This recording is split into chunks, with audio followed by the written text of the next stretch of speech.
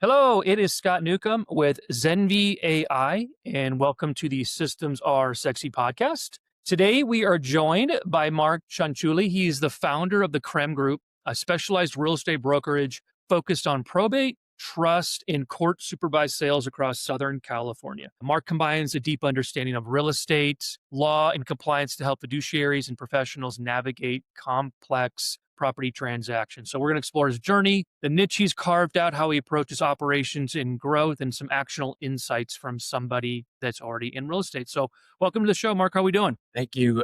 Doing well. Thanks for having me. Yeah, absolutely. I think what you're in is kind of unique. So I thought maybe you could maybe speak a little bit about your background and what led you in to probate and starting your own group there. For sure. So to give you a little bit of an idea of what we do, it is real estate sales, but it's only real estate sales where there's some sort of like legal administration going on behind the scenes. Most of what we do is probate or trust administration.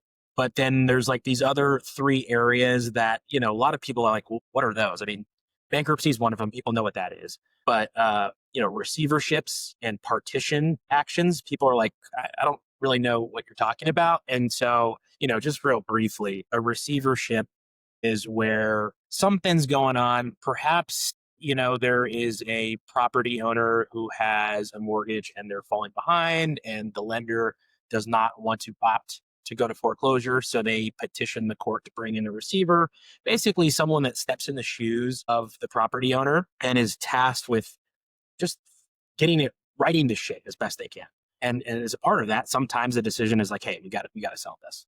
And it's like any of these categories, it's very compliance based. There's big legal administration going on in the background. So that's a little bit about receiverships. And then partition actions. Let's say you and I co-own real estate together, and for whatever reason you decide you want to sell, and I just don't want to. One of your options is to go to court and seek a partition, and partition in kind can be literally like splitting the property in half. You take the left half, I take the right half. But like most of the time that just doesn't work. Right. Maybe with some raw piece of land in the middle of the desert, that could be feasible, but right. And so the other time is partition sale. So the court says, I'm going to listen to everything. And most of the time they're going to say, yep, you're forced to sell. And they're going to appoint what's called a partition referee, kind of like a receiver who steps into the shoes of both owners, makes the decisions, get the property sold. And it's the partition referee that, hires us to sell the real estate. So it's a very long-winded explanation, but just to kind of recap, we do 5 categories of real estate sales: probate, trust, receivership, partition, and bankruptcy. The common thread is there's some legal administration going on. Okay. No, that's helpful. I think you answered like 3 questions that I was going to ask there. So you did a great job there. No, it's great. Just because I think people are probably unfamiliar with it. We talk real estate, but we don't necessarily talk about probate and kind of the area that you're in. What drew you to that? Like, how do you go down that path? So part of it, I would say, was just luck.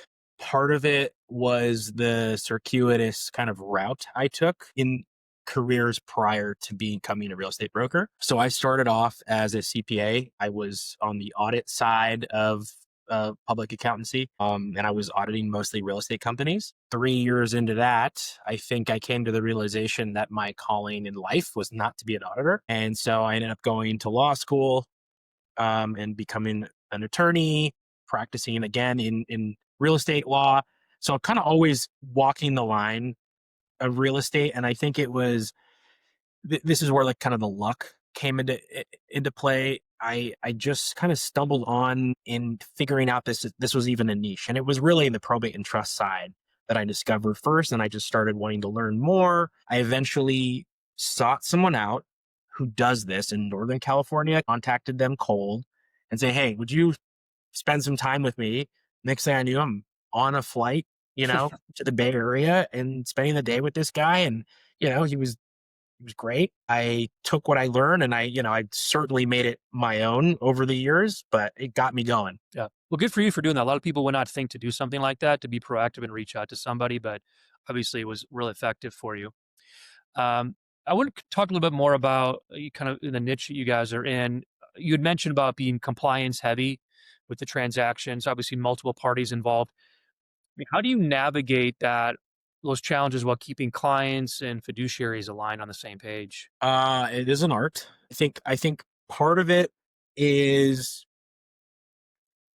from experience. Part of it, which the only way to get it is by doing it. So it's like I always say, like one day I was faking it till I make it, and the other day I was ill, and then that kind of evolved to okay, we're doing it, but we can do it in a more effective, more efficient way. And that is where like our team, which was very small at the time, we really started investing time into kind of mapping out what the steps look like, right? For a probate sale. And there are variations of just different types of probate sales, right? What does a trust sale look like? And there are some variations there, And so we started basically creating these roadmaps, and eventually those be our systems that we live by, right? And some of them are applicable, some steps, some are not. But like we know we would rather kick something off as not applicable, but like don't miss it. So part of it, yeah. So the short answer, part of it is experience, part of it's systems. And I think those things in conjunction, usually lead to a pretty successful resolution. Okay. Yeah. I wanted to ask you about, being in a niche. I think we spoke earlier and you had mentioned, it's typically referral based from professionals rather than past clients. And I'm wondering, like, how do you cultivate that network, and is it sufficient enough, or are people finding you in other ways too? Good question. So what we just talked about is like before this is how to sell, like what you got to do to be successful to sell. Like getting the business is a whole nother thing, right? You could be like a pro, you can perform these sales really well, but if you don't have like if you're not doing the things to bring the business in, like what's the point?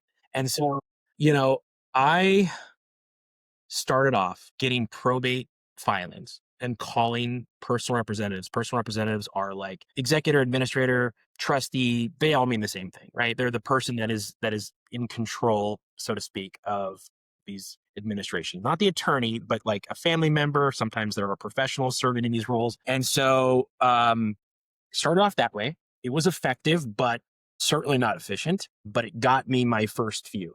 And I remember saying, you know what, I'm going to keep doing this. And then eventually I'm going to be working with these attorneys and hopefully develop relationships. And let's do it that way. And now I'm like, if I were to continue doing it that way, it would have taken me 100 years to like, I think, do it and get to the point we are now, 8 years into this, 9 years into this. So it really is developing the relationships with the attorneys mostly and or the professionals who serve in those roles. Like there are professionals in the state of California that serve as trustees, that serve as receivers or partition referees. And so those relationships are pretty critical.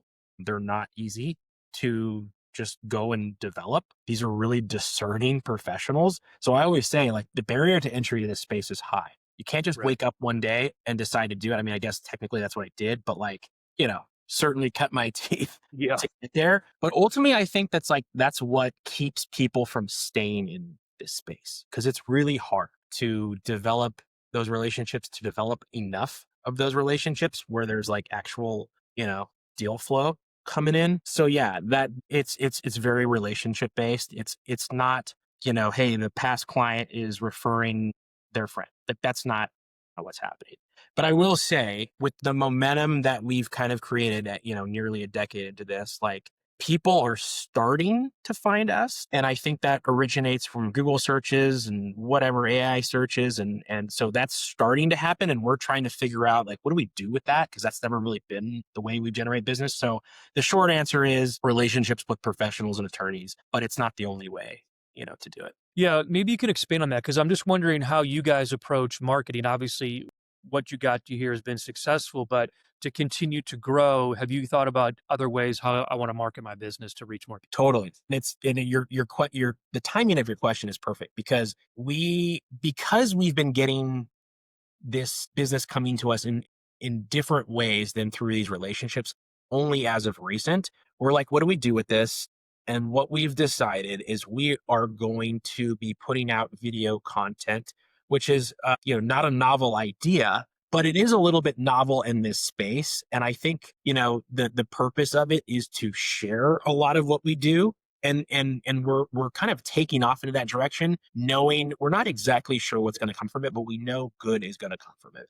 And so whether that leads us to develop other relationships with other real estate professionals in other states, other areas, that is definitely what we want to do and welcome that. Hopefully we accumulate enough of this too, where when an attorney or professional does endorse us and they go and they do a little kind of credibility search on their own, they're going to see all of this. They're going to hear us talking about it and they're going to feel like, well, I already know them a little bit, right? I can hear them. They are proficient at what they do. Like, great, so that's kind of. Yeah, no, I think it's a really good idea. I mean, in this, you have to have accountability and trust. And by kind of maybe like video testimonials or you guys kind of being an interview style, I think that'd be really effective to reach people. Because people, it's like they're searching you out just on a normal day. It's like when something happens, that's when they reach out to you, and you got to be ready. And it sounds like obviously you guys are.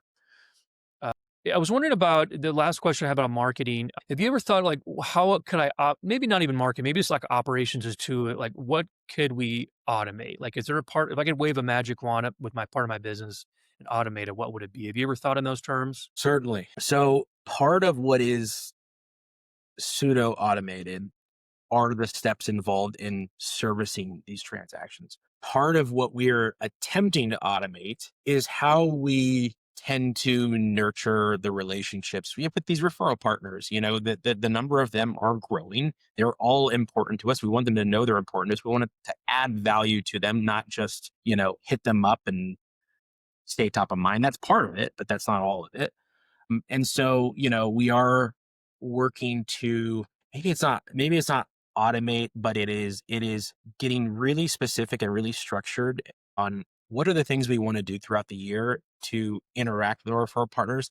We want to think through it ahead of time, kind of set up the inputs through our CRM that's going to tell us when and what. That way we're not doing it haphazardly. Because to be quite frank, that's how we've done it for a long time. And it's been effective. I can see far enough into the future where if we keep doing it this way, there's going to be a lot of wasted motion. If I'm trying to stay in front of 10, 15, 20 professionals, great. That's no problem. I can do that in my head. But like 150, 200 spanning the state of California or certainly Southern California, that's tough. Any other automation, so operations, business development are probably the two big things we've been working on and certainly have more work to do. Yeah, Yeah. of course. Yeah, we all do.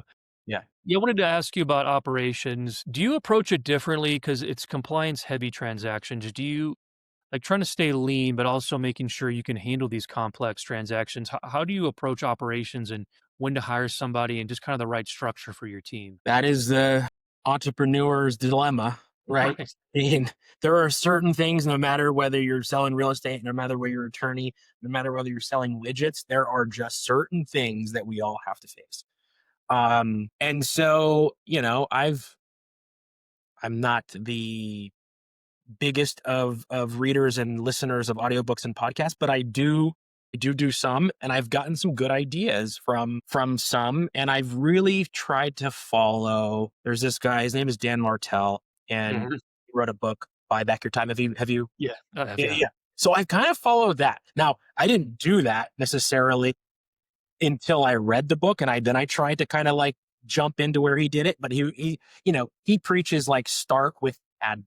I certainly did not, just to be clear, but I understand why, and I've really shored up admin, and then shore up. I think it's operations, get people that can help you service the business that comes in, and then keep kind of moving up his scale that he lays out. And so, I've been trying to follow that, but like when to do it. I mean, this was literally, we have a commercial broker in our office. And by the way, we are laid out a lot differently than most brokerages, right? A lot of agents typically, and, marketing person, admin person, like there's me who does mostly residential, my colleague, mostly commercial real estate. And like, we're the two agents, right? There's 14 of us. We have a lot of back end support. We call listing managers, who are the point people. We have one listing manager running point on a transaction. We have one listing manager running backup, and then the agent, either my colleague or myself. And so, that's how we approach it. And yeah, does that give you a little bit of? Yeah. clarity into. Yeah, yeah. No, it's an interesting way of looking at it. I think putting people in admin. I remember other businesses that I've had. People have always said like, you're going to overpay for your main operations person, but long term, it's going to be worth it. And so it's like it's getting over that hump is hard to think about because like I got to pay them how much, but if you get that right person in there, it makes your life much easier. Yeah, you get the right person and you continue to refine the systems that are going to guide, whatever you're doing is I found to be the key. But you also asked me, when do you know to hire? When is not the time to hire? And what I was mentioning with my colleague in the commercial real estate, like we were literally talking about that yesterday, because while we have a really substantial foundation, and I don't want to say we put the cart before the horse, but it's like, do you build it and they will come, or do you let the business come to you and you try to chase it? Both are tough. Yes. Like I've been on both sides, and I'm not. I honestly don't know which one I would prefer, because they can both be rough. But you have to see some enough evidence to support, that this is going to continue. That this new kind of threshold of business. Okay, great. You want to make sure it's not just a temporary fluctuation, and we're in a fluctuating business in terms of what comes in and what goes out. Even us, right? We have a pretty consistent workflow, or deal flow, I should say. So, when it is literally just too much for him to do what he needs to do, we are going to then seek out a listing manager that is exclusive to commercial real estate. Because right now we have four. We have a senior, we have two listing managers, and we have an associate listing manager. All have different roles and parts to contribute in the transaction. And none of them, know commercial real estate like he does. They're help out in a lot of ways, but it falls a lot on him. And so we're at that kind of where we're like, all right, is now the time that we find someone and try to train them to be our exclusive commercial listing manager? Or is it not? Is this? And so we're literally trying to figure that out right now. And the best guidance is that I can say is what I said before. You've got to see evidence, and you have to have some reason to believe that will continue to some degree. Yeah. Otherwise, you're going to put the cart before the horse. Yeah. A lot of it's just faith, isn't it? Yeah. Yeah. I mean, like I said, this is an art. Operating a business is just a freaking art. Yep. Amen. I want to talk a little bit about the market. I know you guys are in Southern California, and you've talked about expanding to Bay Area. And I'm wondering, how do you evaluate new markets for expansion and then deciding, hey, this is the time to move? So I am very much in that kind of reflection mode, in that kind of planning mode on how to do this. Right now, we have offices in Los Angeles and Orange County. And we really service all of Southern California. We've been able to do it with just these two offices. It presents its challenges, but again, having these good systems, having good people, we're able to do it. The Bay Area would be something totally different, right? It's, I don't know, 7-8 hour drive. Like it's not, you can't just, say to myself, I'm going to get in the car, I'm going to drive out to Palm Springs. It's 2 hours, but we'll just hustle out there. So what I believe our plan is to get the people first, and that'll dictate where we go. So I'm not going to say, hey, San Francisco, San Diego, what have you, great market. Let's find a way. Let's do the things that we think we can give us the best chance of connecting with good people there. And then that will dictate where we go. Yeah. Maybe if there's somebody, I know we talk about how it's specialized. If there's somebody that's interested in this niche, what advice would you give them? Like some foundational advice? I know we talked a little bit about those relationships, but if someone was new to the industry and they wanted to do what you're doing, what advice would you give that person? Question. I remember also very, very early on when I was introduced to this space, I went to like a seminar put on by a local real estate association. And it was probably a room of 80 people. And there was a trust and estates attorney speaking, and there was a title person who specializes in trust and estate sales there. And they said, most likely at most one or two of you is going to actually like break into this space and make it their niche. And I guess that was me out of that. But like that, I feel like there's a lot of people attracted to it and like the idea of it. But, I talked about a high barrier to entry, and I don't think it's the barrier to entry to learn how to service the transactions.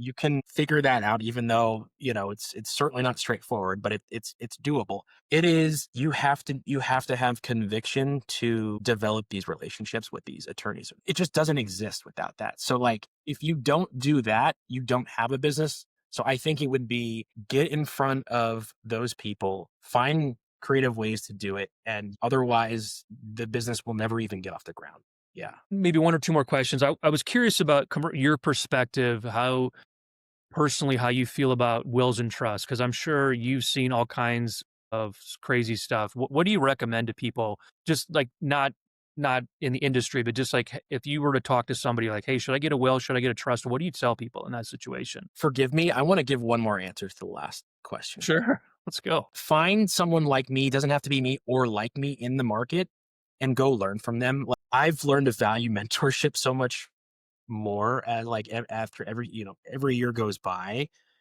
Like, I did it the hard way, but I think I would have accelerated my learning quite a bit faster had I done that. Go I agree. go go learn, go reach out, go, don't be afraid. People are usually pretty generous with their time, and if you have enough conviction and really want to like give yourself a fighting chance to be in this space, like, go find a way to work. I agree. That's great advice. With Yeah. Sorry, it hit me, you know, little late. No, I'm glad you said it. That's important. I think people kind of what you had said earlier, that's harder to do because people are hesitant to do that and you get no total lot, but it just takes one person going, yeah, I'll spend some time with you, like your contact in San Francisco did, and how much of a difference that made for you. Right. Right. Yeah. Right. So the next question was about wills and trust. Yeah. Like, what do you tell people if they're like, do I need a will or do I need a trust? Do you ever give advice to people on that situation based on what you've seen in your business? Certainly. And it's easy advice. Get an estate plan. Estate plan is a trust. If you own real estate, if you have children, those should be the triggers. If you have a business, those should be the triggers that you are now in a position where you need a trust. Why do you need that? Well, a lot of people are like, well, I'm going to be dead. Why? That's someone else's problem. And that is true. But do you want to make it your spouse's or your children's or whoever's problem? And there is going to be, when you don't have a trust and you pass away and your estate is of a certain size and the threshold, theoretically isn't that high if you own real estate, right? And so your estate has to go through probate. What is probate? Probate is a long, tedious process where you have to go in front of the court and you have to marshal all of the things that were from property decedent to the heirs. And there is a cost to it. And I just said there's a time component to it and there is an effort component to it. And when you have a trust, you bypass that. You don't have to go to court. You don't have to pay a large expense, which is dictated by statute. It is going to be a percentage, relatively small, but still a percentage of your estate is going to go to the attorney and then to the personal representative. And so you don't have any of that if you have a trust. You are able to administer theoretically a trust in a few months versus 18 months is a typical probate, in Southern California. So Okay. yeah, that's my advice. It's Good. easy advice. Yep. No, I get it. So if people are interested to learn more about you guys, what would be the best way to do? Our website is certainly a good place to start. You can LinkedIn. You can go to my LinkedIn. You can go to the CREM Group LinkedIn and send a message. We're pretty responsive. Or you can reach out to me directly. And I don't know if you do notes or whatever, but I can pass along my contact information. I'm happy for you to reach out to me. And yeah, I try to be. I'm very busy. I have a very busy schedule. I was literally just moaning and groaning about it this morning. I have a very good assistant, but she stacks up my calendar. And I'm like, the problem with this is I don't see the time where I'm supposed to do my work. I'm doing all these meetings, right? Doing all these things. And so, but nonetheless, I welcome people to reach out to me directly. Awesome. Yeah. Well, thanks, Mark. I really appreciate the time today. Some good advice in there. Sure. Yeah, I hope so.